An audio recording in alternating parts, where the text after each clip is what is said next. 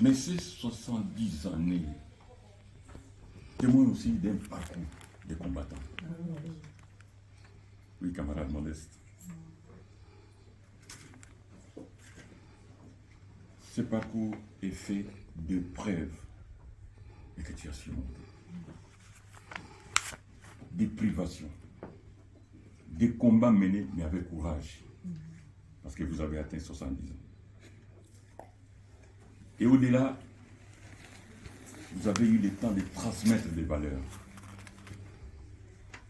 qui font votre témoignage aujourd'hui par rapport même au parti.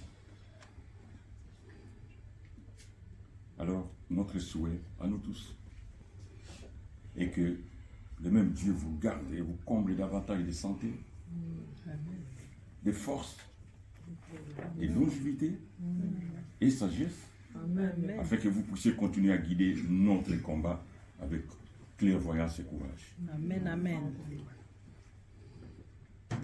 Mais je vous préviens, à 100 ans, vous ne pourrez plus prononcer le nom ici.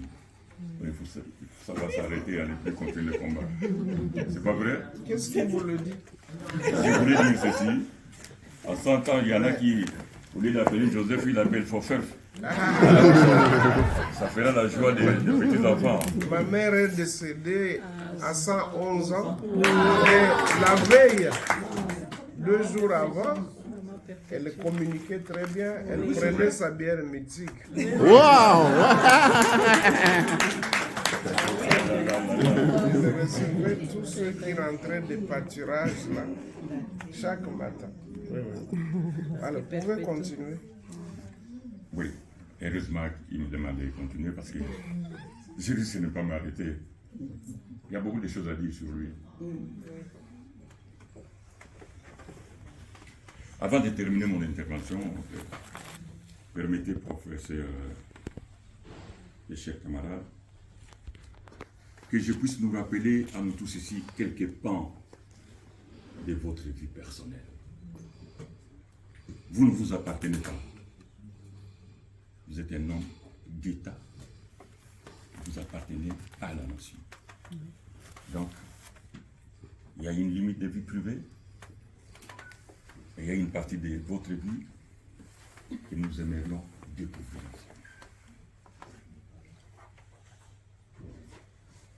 Il s'appelle Modeste Bahati Mukwege. Il est père, grand-père. Il est né le 13 janvier, il y a 70 ans. Chacun peut faire un petit calcul. Donc, au cours de cette année, n'est-ce pas? Une femme ici en Belgique dont il était le parrain. Et dans le cadre de ce projet, avec André Flao, ils sont venus parce qu'ils venaient en visite officielle comme président du Sénat. Et quand on vient en visite officielle, on est reçu à l'hôtel de ville. Donc, il était reçu à l'hôtel de ville avec toute sa délégation. Alors mon bourgmestre, Philippe Claus, me dit « Ah, il y a le président du Sénat congolais qui vient. » J'étais à l'époque échevine. Il me dit « J'aimerais que tu viennes l'accueillir. » J'ai dit « Ok, je vais venir l'accueillir. » Je vais à la porte, donc c'est moi qui accueille papa quand il entre, etc. Et chose qui me surprend, papa Bahati dit à mon bourgmestre, « Ah, merci monsieur le bourgmestre, je suis vraiment content parce que je suis accueilli par ma fille. » Et c'est la première fois qu'il me voit, il ne m'a jamais vu. Alors, j'étais vraiment surprise, j'étais très émue, parce qu'en fait c'était en 22 et moi j'ai perdu mon papa en 2019 et ma maman 6 mois après en 2020. J'étais dans une période un peu après deuil, je n'avais pas beaucoup de relations, on va dire, avec des pères, si je puis dire. Et puis après, on avait un dîner de gala, je m'assieds à côté de lui, puis je commence un peu à lui parler, à lui expliquer qui je suis. Et puis je dis « Ah, mais papa, ça me fait plaisir, vous me faites penser à mon papa, vous êtes très calme, parce que mon papa était posé, comme le précédent. » Puis je dis « Mais vous êtes très calme. » Je dis ah, nous, enfin, les gens comme moi qui n'avons pas de papa, on est toujours triste quand on voit le papa des autres. Et puis, parce qu'il était aussi avec Fiston, avec son fils, je disais même à son fils, ah, quelle chance, vraiment. Et puis, papa me dit, mais non, je ne suis pas le papa des autres, moi aussi je suis ton papa. Et puis, j'étais avec mon mari, puis mon mari aussi vient le saluer. On passe une belle soirée. Et il me donne beaucoup de conseils. Il me dit, tu vois, la politique, il faut être calme, ma fille, il faut être posée. Ici, tu es à l'entrée, il me parle vraiment, j'écoute, beaucoup de douceur. Et puis, la même année, je vais en vacances avec mes enfants. Et ma soeur et mes enfants, on arrive à Kinshasa. Et puis il m'avait dit, quand tu arrives à Kinshasa, tu me contactes. Il est tellement occupé, mais je me contacte. Je dis, papa, je suis à Kinshasa avec les enfants. Donc j'appelle le matin. Et puis il me dit, il faut venir au bureau à telle heure. Je dis à mon mari, papa, tu as dit qu'on passe au bureau. Je viens avec les enfants. Des petits comme ça. On arrive comme ça au Sénat. On dit, vous êtes la cheville de papa, le président vous attend. J'arrive là-bas, toute ma petite chambre. Oh, la fille du président arrive, c'est moi. Je dis, maman. Et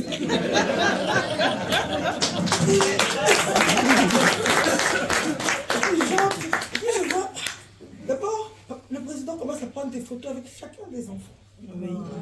Et puis il commence à leur parler. Vous êtes déjà venus au concours et tout ça. Et puis lui, c'est papy. Il commence aussi. Les enfants aussi commencent à s'intéresser. Et puis après, il donne l'argent à chacun des enfants. Tout le monde sauf moi. Chaque enfant. Avec son enveloppe. Donc, mon mari était là, il écrit à sa famille. Il dit, hé, dites vraiment, je ne savais pas qu'elle est proche avec le président. On sort, etc. Donc, et puis quand il était venu, je lui avais dit, papa, ce qui me marque avec vous, vous êtes une personne qui avait formé tellement de gens à succès. Oui. Mais vous n'arrêtez pas de former encore des...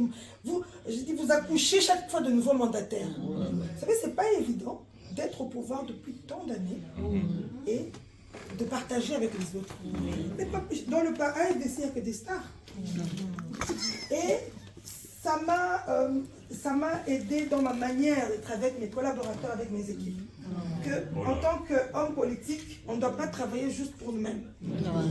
C'est pour les autres. J'ai vu comment, même, ça c'est quelle part? Pépinière. Et je me suis dit, en fait, il ne peut que durer parce que mon père disait, il n'y a pas de successeur. Et ce qui m'a aussi étonnée, et je lui avais même dit, personne de sa famille. C'est seulement à peine que Fiston vient d'être candidat. Moi, je me rappelle, je n'ai jamais vu quelqu'un de sa famille avoir un gros mandat. Je lui ai dit, mais papa, Louis-Michel a formé Charles Michel et Mathieu Michel. De Croo, votre prédécesseur, a son fils Herman de Croo. Vous restez seulement comme ça, vous donnez seulement aux autres. Il faut aussi que on voit votre sang aussi parce que vous le méritez. Vous avez donné à tout le monde, donc vous ne faites pas la preuve que vous êtes seulement pour vous. Vous, maintenant, vous devez aussi donner à votre sang. Parce que ça ne se fait jamais. Il a juste ri. Et puis, quand je commence, je suis élue à la chambre. Il m'écrit, ma fille. Je dis, papa, faut que tu regardes vraiment ce que je fais. Va de l'avant, il m'encourage toujours. Et quand je commence vraiment le plaidoyer, je l'appelle, il me dit, voilà, il faut aller dans cet axe. Il faut aller dans cet axe. Souvent, on me dit, Lydia, en fait, j'ai des papas comme papa qui m'ont donné de bons conseils. Même l'axe dans lequel je dois me diriger pour parler, il me l'a donné, il prend le temps. Donc, ce n'est pas un papa parce qu'il est occupé. Il se dit que, vous voyez comment son téléphone sonne. Si tu l'appelles, il répond. S'il n'est pas disponible, il t'envoie un petit message, il dit, rappelle-moi. Quand il arrive en Belgique, si je sais qu'il est là, j'écris, papa, vous êtes là? Oui, je suis là, si tu as le temps. Donc, c'est un papa qui est disponible et toujours à l'écoute. Et vraiment, papa, merci parce que vous avez marqué. Je vous souhaite encore tout le succès et j'espère que... Je me rappelle qu'on a déjà mangé ensemble et que vraiment ce sont des contacts très agréables. Donc en arrivant aujourd'hui, je n'ai jamais rencontré le professeur Bahati avant aujourd'hui, mais j'étais porteuse de ces deux messages, un message de fraternité qui venait de mon père biologique et un message de reconnaissance qui venait de mon père politique, si je peux l'appeler comme ça, donc Maxime Prévost, l'actuel ministre des Affaires étrangères, et les deux m'ont demandé de transmettre de très chaleureuses salutations au professeur Bahati. Je vais juste tirer l'oreille au professeur Pierre Ola, parce qu'il ne m'avait pas dit que c'était son anniversaire. Du coup, vous avez tous des cadeaux et parce que je n'ai rien d'autre à offrir, mais le cœur y est. Je suis très reconnaissante, vraiment, d'avoir l'occasion de rencontrer une si grande personnalité et de vous voir tous aussi unis et supportifs autour de lui me donne encore plus envie, surtout après le beau témoignage de Lydia, et bien de rester prêt et de moi aussi profiter de tout ce qu'il pourrait avoir à m'apporter comme conseil. En tout cas, merci beaucoup, meilleurs vœux à tous, et que cette année, comme ça a déjà été dit, voie tous nos efforts converger en tant que Banaya Congo, tout continuer au Kinde Ligoso, tout continuer au Pessanama. Amen.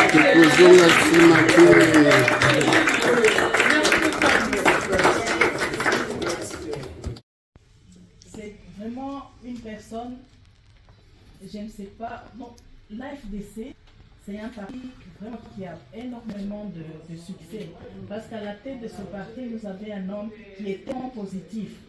Malgré tout ce qu'il a subi, il reste toujours égal à lui-même. Il est toujours de l'avant. Jamais il va dire un mot négatif. Jamais. Il est toujours positif. Et nous, ses enfants, un grand frère ou enfant, nous sommes toujours à son écoute. Quand on a un problème, on l'appelle, elle est toujours positive. Et ça, vraiment, je remercie le Seigneur de nous avoir donné un homme comme Bahati Lukwebo qui est toujours de l'avant.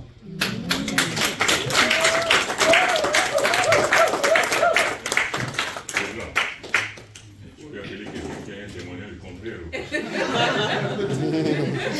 qu'il y a un témoignage contraire à ce qu'on fait? S'il n'y en a pas, on peut applaudir.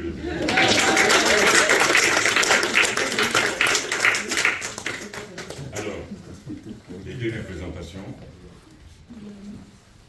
le vice-président Chendego. Fédéral du Royaume de Belgique, ma fille Lydia Tchebele. Honorable sénatrice Marie-Claire Mvumbi, ma fille,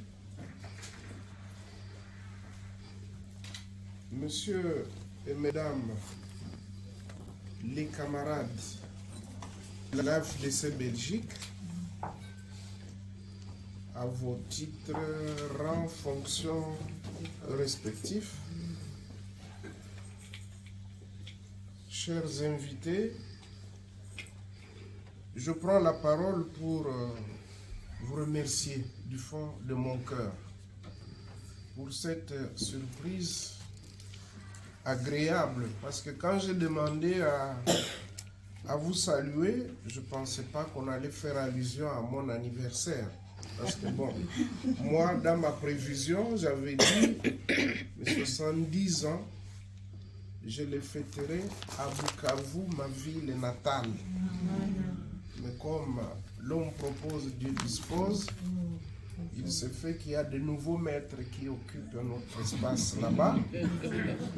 Donc ce n'est que partie remise. Ce que vous avez vu à la télévision, c'était une initiative d'une partie de mes enfants. Je dis bien une partie parce que d'autres n'étaient pas là, parce qu'empêchés soit par des activités académiques, soit par leur travail quotidien.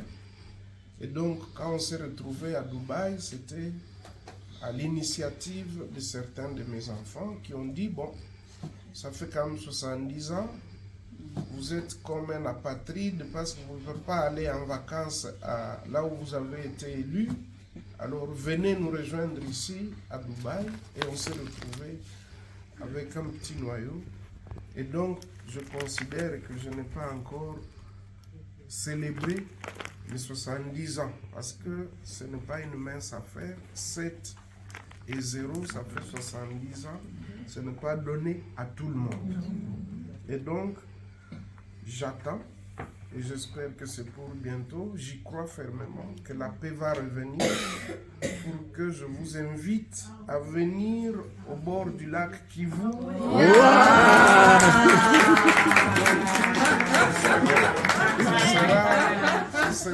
grande fête. On y a droit. On y a droit. Je voudrais dire sincèrement merci pour la présence très remarquable de deux grandes personnalités belges d'origine congolaise à cette rencontre. Et pas n'importe lesquelles, des dames dynamiques, des dames qui se sont façonnées, des dames qui forcent l'admiration non seulement des Congolais, mais également de tous ceux qui les écoutent dans le monde entier. Nous avons suivi tout récemment leurs prestations dans les différentes rencontres nationales et internationales. Elles sont passées au-devant pour défendre la cause du Congo, la cause de la République démocratique du Congo. Ce pays qui nous a été donné par le bon Dieu et qui est convoité par des voisins, par des grandes puissances. Évidemment, au jour d'aujourd'hui, notre lutte, notre souhait, notre combat, c'est de voir la RDC être rétablie dans toutes ses limites, dans sa souveraineté, dans la paix, et que la RDC se mette résolument au travail en tirant les leçons du passé. Parce que nous assumons aussi une grande responsabilité dans tout ce qui nous arrive.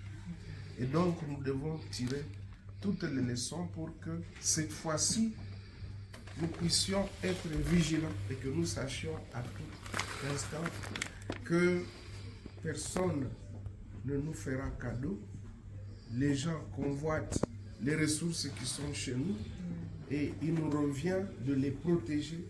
Il nous revient de nous doter d'une armée pour protéger notre patrimoine, nos limites et toutes nos richesses pour que celles-ci profitent en premier lieu au peuple congolais et pourquoi pas par la suite à l'humanité tout entière, parce que en fait ce que nous regorgeons dans notre sol, dans notre sous-sol, dans notre faune et flore, c'est pour toute l'humanité, mais d'abord pour les enfants du Congo. Et ça, c'est très important. Et donc, je voudrais saisir cette occasion pour vous dire que j'ai suivi tous les éloges qui n'ont pas tari de la part d'abord de notre camarade Gilbert, qui a fait de la prose, en tout cas, dans tout ce qu'il a fait, c'était vraiment de la prose. Et il y a mis du sien, comme il l'a dit lui-même, il est difficile de parler de Modeste Bahati Lukwebo en quelques minutes, c'est très difficile, parce que on a, en tout cas dans la vie, rencontré beaucoup de choses, beaucoup de difficultés, beaucoup d'épreuves, et nous nous en sommes sortis parce que nous avions cette foi, cette détermination et cette conviction qu'on était dans le bon chemin et que ce qu'on faisait, on le faisait d'abord parce qu'on a l'amour du prochain, on a l'amour du pays et on veut toujours faire mieux qu'avant. C'est très important. On doit s'imposer une certaine discipline et une organisation impeccable lorsque on occupe une fonction, petite soit-elle, grande soit-elle, il faut toujours y mettre de l'ordre, de la discipline, et c'est très important. Tout à l'heure, l'honorable Lydia a rappelé que bon voilà, je l'ai reçu au bureau, oui, ceux qui connaissent ma façon de travailler, lorsque je fixe rendez-vous, pour ne pas oublier, à la minute qui suit, je dois instruire ou informer tous mes collaborateurs, de manière à ce que lorsqu'un visiteur arrive, vous voyez devant ce grand palais du peuple, lorsque vous y arrivez, vous pouvez vous poser la question par quelle porte il faut entrer. Eh bien, nous prenons toutes les dispositions pour que même le policier qui est très loin à la porte sache que telle personne est attendue par le professeur Modeste Bahati-Oukoué. Et nous avons ce qu'on appelle le papier jaune pour ceux qui ont l'habitude de fréquenter nos cabinets. Il y a toujours le papier jaune qui reprend les noms des personnes qui sont attendues. Évidemment, nous sommes les hommes politiques. On ne peut pas se limiter seulement à ceux qui ont pris rendez-vous. Même si un Congolais ou une Congolaise ou toute autre personne veut nous voir, nous sommes toujours à sa disposition et nous essayons de l'insérer dans le programme. Néanmoins, pour les rendez-vous fixés, ils doivent être consignés et portés à la connaissance de tous. Pour ne pas vous imaginer ce qui arrive souvent de la part de certaines personnes, certaines autorités, vous fixez rendez-vous à quelqu'un et la personne arrive et n'est même pas attendue. Parfois vous-même, vous n'êtes pas là. Vous voyez quelle désolation ça fait. Vous savez, nous qui sommes appelés à défendre la cause des autres, le fait seulement de recevoir quelqu'un, le fait de l'écouter, c'est déjà une demi-solution. Même si vous n'avez pas de réponse positive, même si vous n'allez pas résoudre intégralement ou même partiellement son problème, mais le fait de l'avoir reçu, de l'avoir écouté, la personne rentre plus ou moins satisfaite. C'est très important. Parce que beaucoup de gens se demandent comment la FDC a toujours beaucoup d'élus. Comment? C'est parce que quand vous rentrez sur le site de notre parti, AFDCW, www.afdcrdc.cd, eh bien vous verrez que nous sommes ouverts. Nous avons notre projet de société qui décrit notre manière de travailler. Et tous ceux qui ont des charges au nom de l'AFDC, ils le savent. Et ils se comportent de la même manière. Et ils sont disciplinés. Et ils doivent suivre cette ligne de conduite. Et ce qui fait que les gens sont attirés vers l'AFDC. Non seulement parce que l'AFDC est d'origine société civile, donc ONG, syndicats, églises, associations des femmes, des jeunes, les mouvements culturels et sportifs, mais parce que nous avons compris que la meilleure façon d'attirer les gens, c'est d'abord de les écouter, d'être en contact avec eux. Chaque jour, je reçois des appels, des milliers. Je m'efforce de réagir. Quelqu'un peut vous appeler de Bondo. Bon, ok, il faut répondre. Quelqu'un peut vous appeler de Katakokombe. Il faut répondre. Et c'est comme ça. Et c'est très important.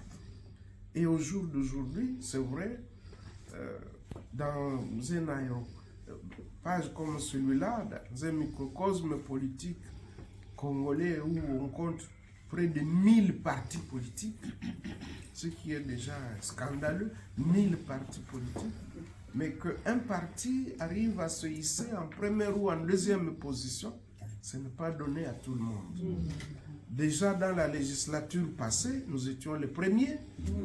Maintenant, dans cette législature, nous sommes les deuxièmes après l'UDPS. L'UDPS a été après nous. Aujourd'hui, l'UDPS est passé devant nous. C'est tout à fait normal et ça s'explique. Mais quand même, pour un parti qui n'a pas de ressources extérieures, ce sont nos efforts que nous mettons en œuvre.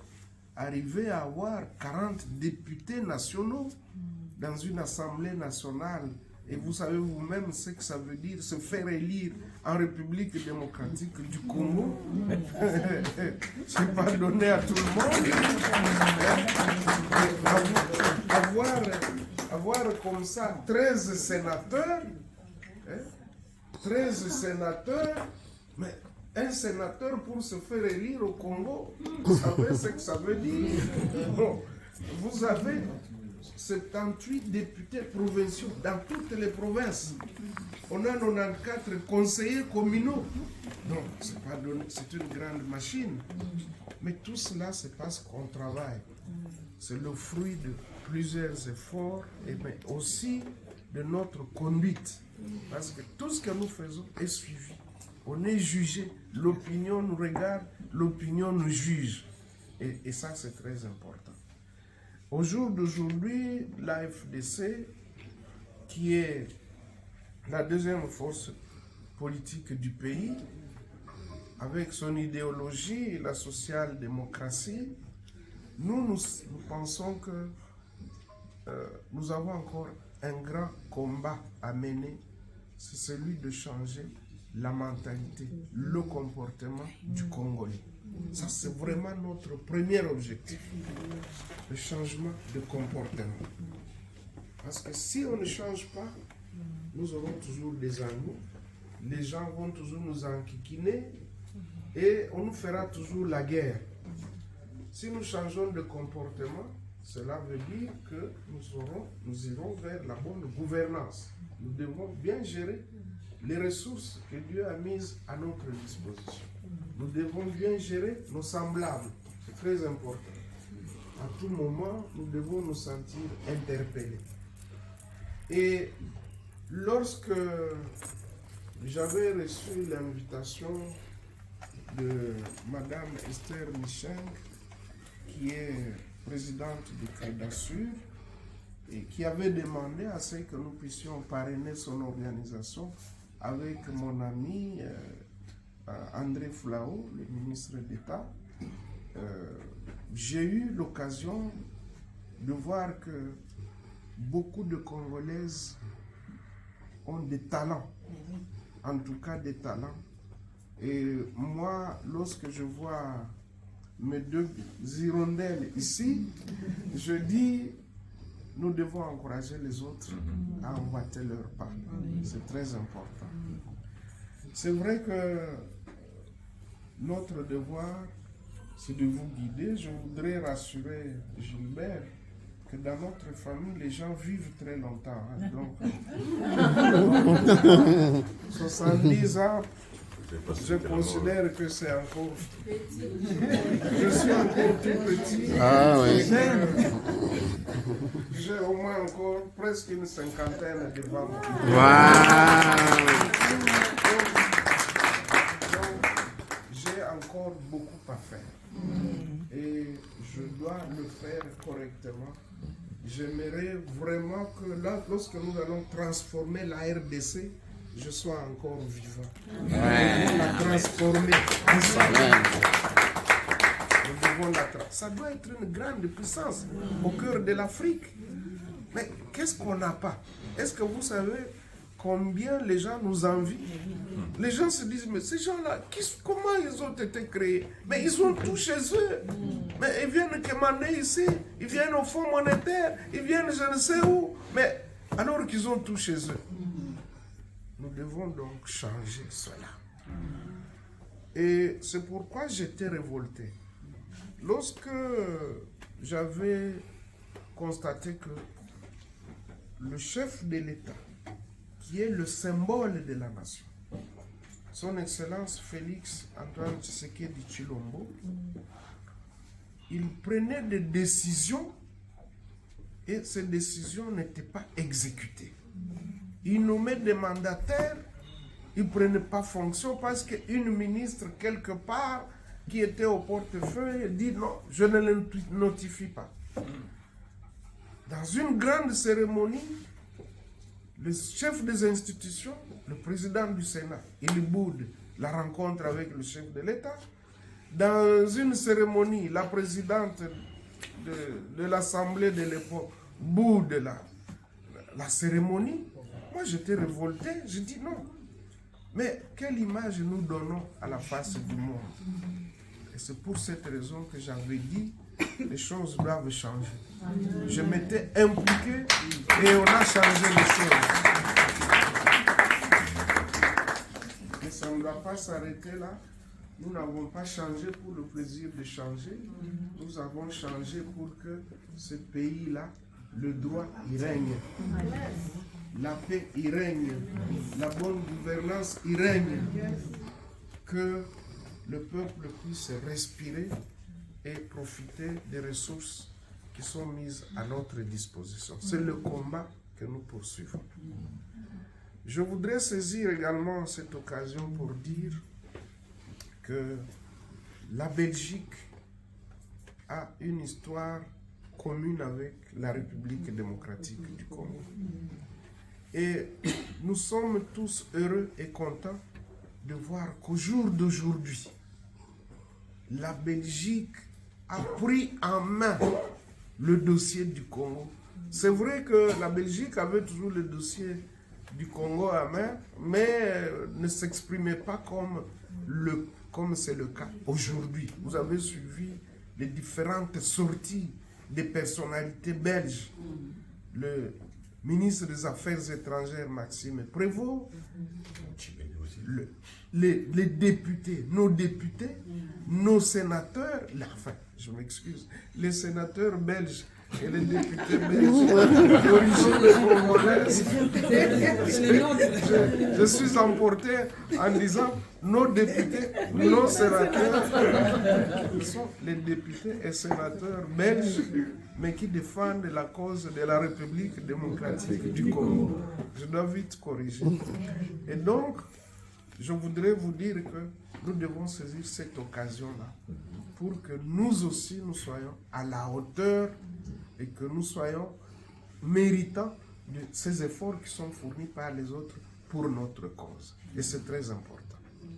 Nous devons tirer vraiment toutes les leçons parce que nous n'avons pas développé la politique de placer les nôtres dans les institutions internationales, les fonctionnaires internationaux, que ce soit à l'OMS, à l'ONU, l'Union africaine, ainsi de suite.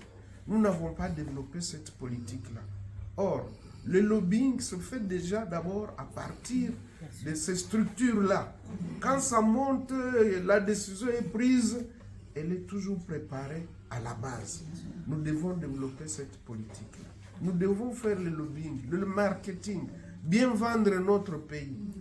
Mais tout cela, pour le faire, nous devons commencer par changer de comportement. C'est pourquoi j'ai dit que notre combat pour le moment, c'est celui d'amener le Congolais, la Congolaise, à changer de comportement.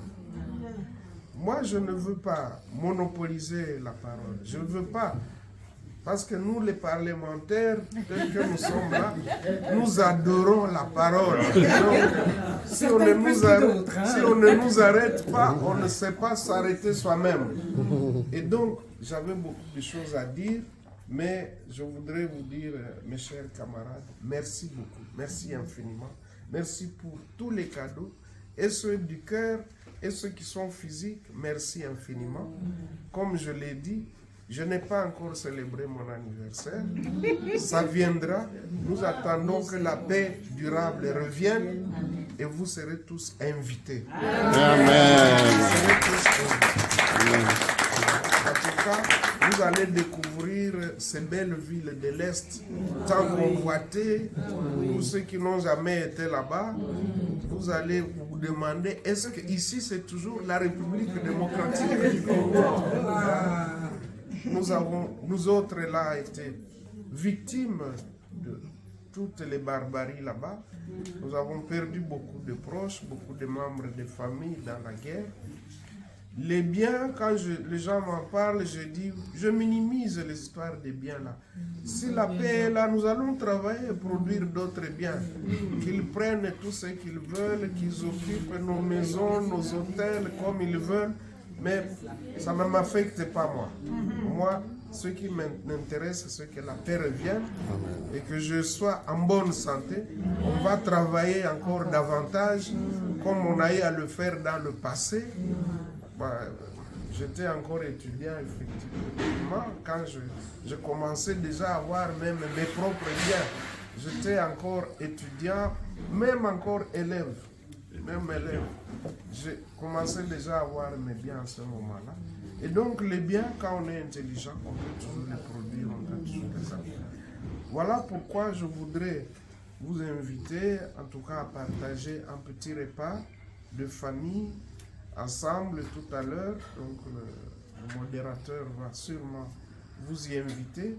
Je ne voudrais pas vous couper l'appétit. Je voudrais dire une fois de plus, merci infiniment et que Dieu vous protège. Merci.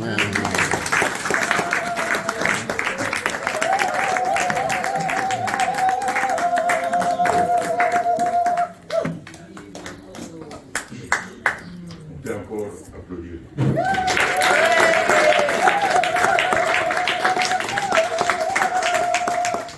Merci, Président.